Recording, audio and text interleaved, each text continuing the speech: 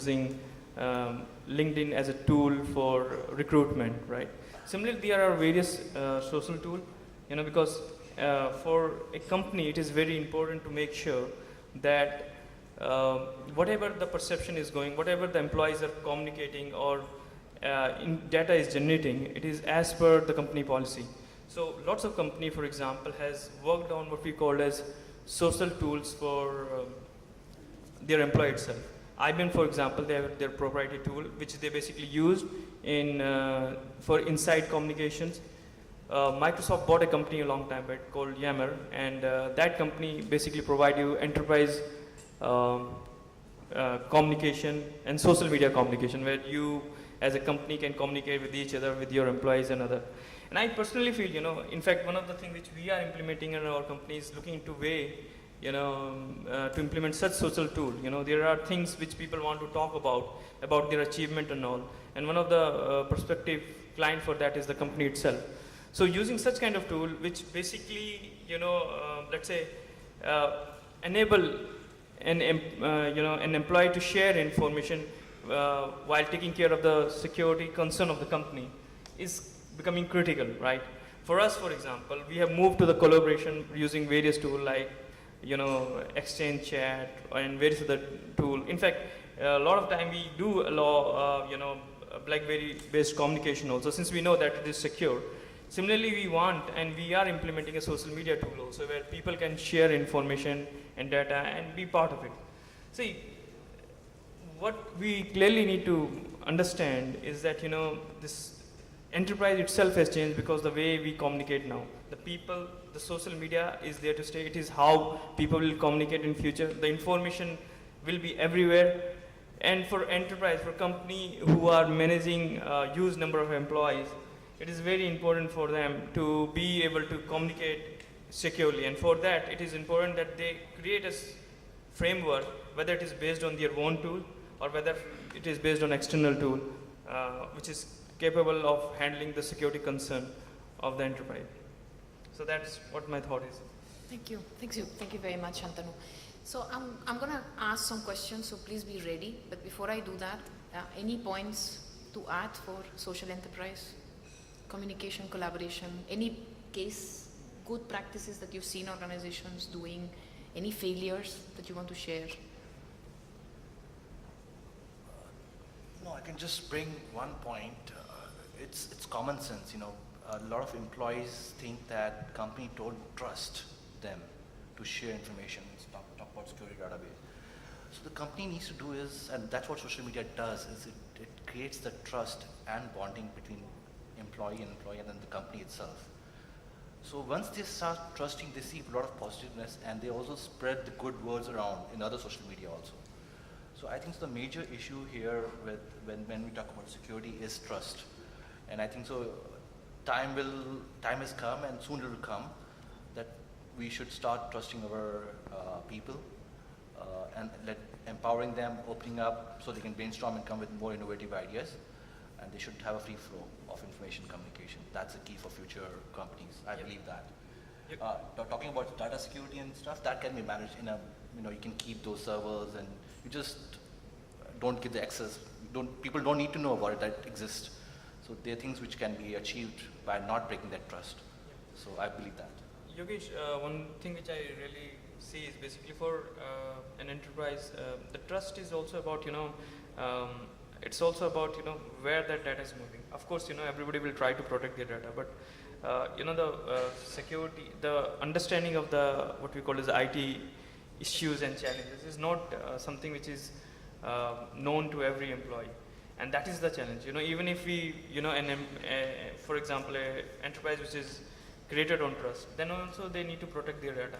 But it is not very sure for, something which they are not very sure is basically whether the employee have that kind of understanding of security challenges which are outside the network.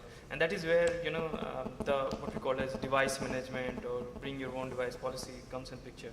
But yeah, the fact remains that, of course, trust is there.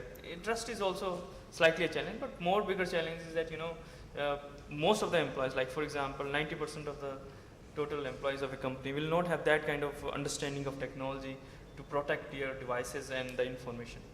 Because um, usually what we have seen in the security context also is that in enterprise context, um, it is not that basically the standard way of stealing data or taking the data works. It's generally whenever somebody is behind your data, they will use the most sophisticated way.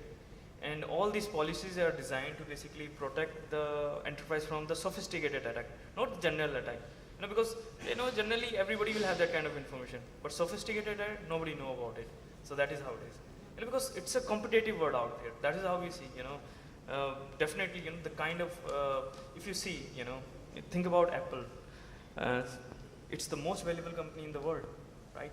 Amazingly most valuable. And the top 5 company, for example, would be all related to IT and all. Company like Walmart, who has like huge amount of what we call as, their revenue is so high. It's around 300 and something, right, $1 billion. But still their valuation is is exactly like that.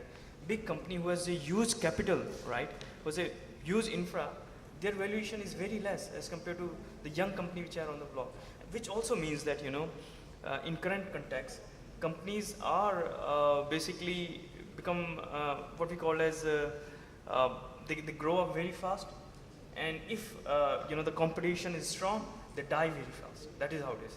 So the fundamental thing for any enterprise is to make sure their information, which make them survive and thrive, remain with them.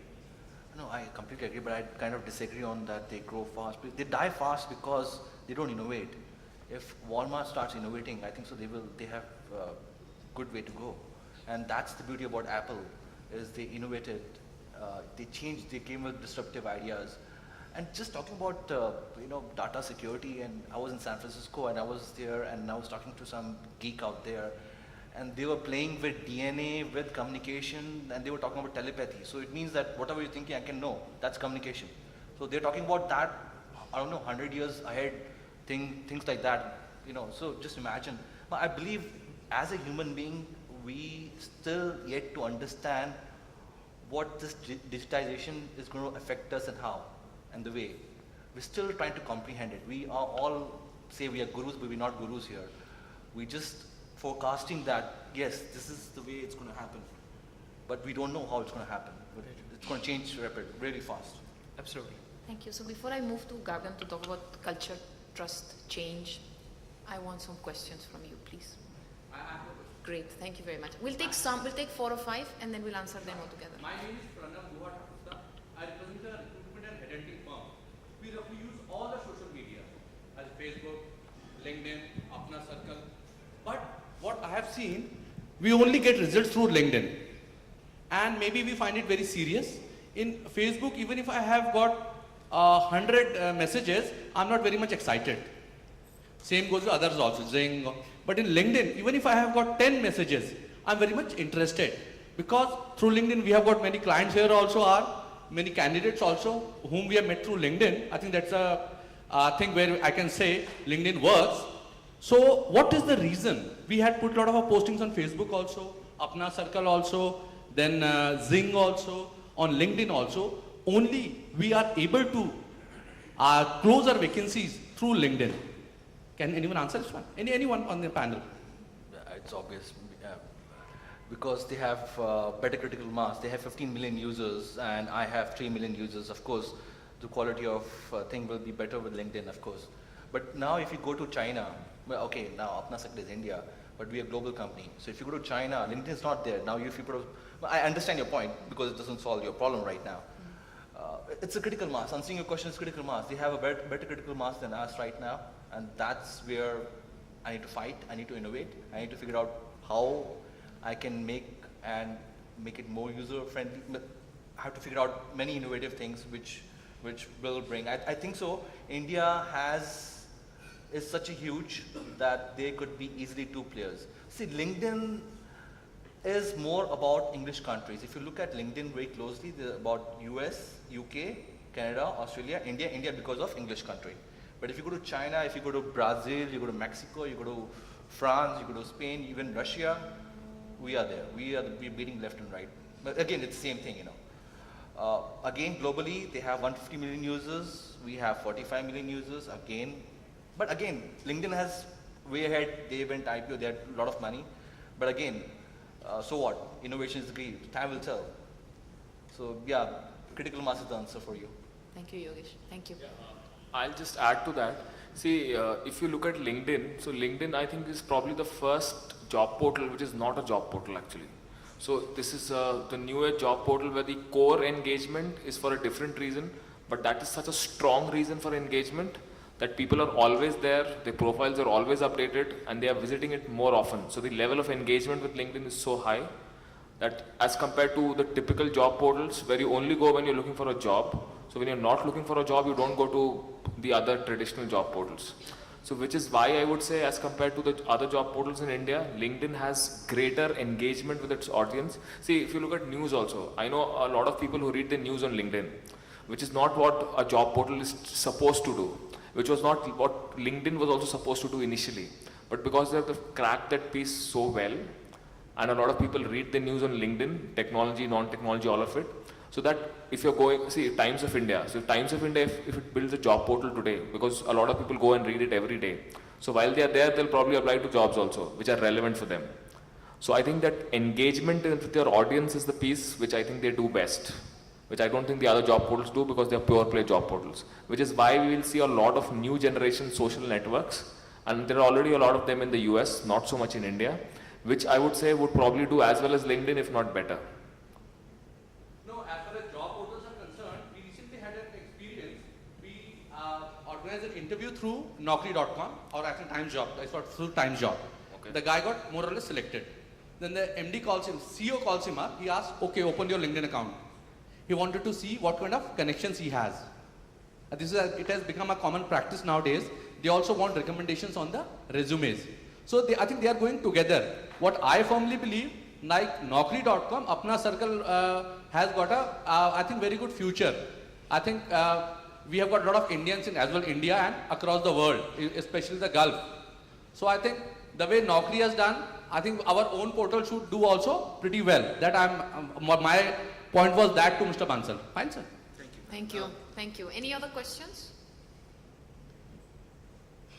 So you guys have been really clear today, I think. But I have questions, so don't worry about that. Any other questions? The students, this is the future for you. These are all your recruiters of tomorrow. Okay, Gagan? Will you tell us, I think there are a lot of things that have been covered in terms of trust, in terms of change. There's a question at the back before we go. Yes.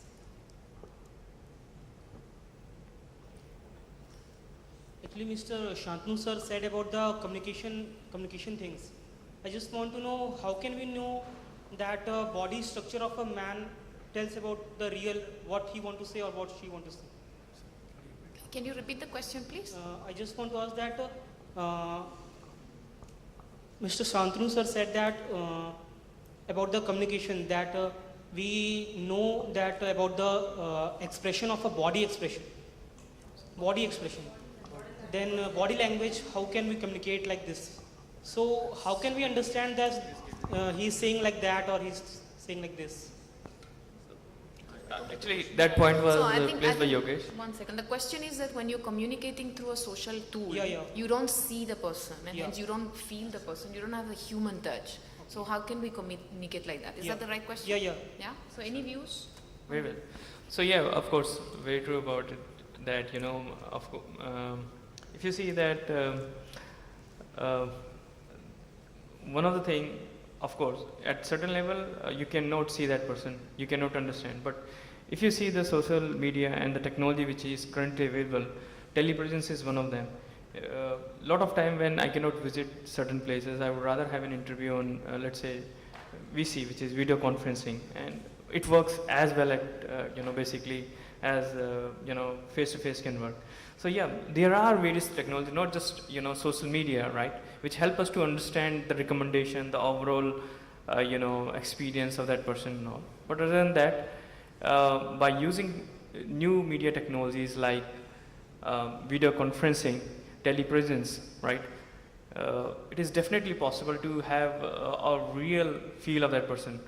And it's very common also, it's very popular in fact, a lot of, in very senior positions also, a prospective employer would rather like to have a video conferencing based interview before basically hiring somebody, and it is good enough. You can actually have that body language and everything, how that person respond to your question, and that is very much possible. So it is happened, but there is any reason why? I would just want to add, I know you have another question, than first question, but I just want to add this thing, like, in social media just lets you in as an entry point, but there will be an interview where your all body language will be there. So you don't get hired that, okay, social media and you got hired. Social media lets you select it and then get your footstep in the company where you get interviewed, and that's where your body language comes to play, and the chemistry, whatever you have. Yeah, thank you. I find it, thank you very much for your question. Thank you very much. He has another question. Do you have another question, follow-up question? Yeah? Okay. So I find it interesting sometime, before we go to your question, sometimes, the millennials are the ones who are actually supposedly using technology so much. So on the one hand, you have kids who are able to use an iPhone and an iPad like it's so natural to them. And on the other hand, you have people, and I have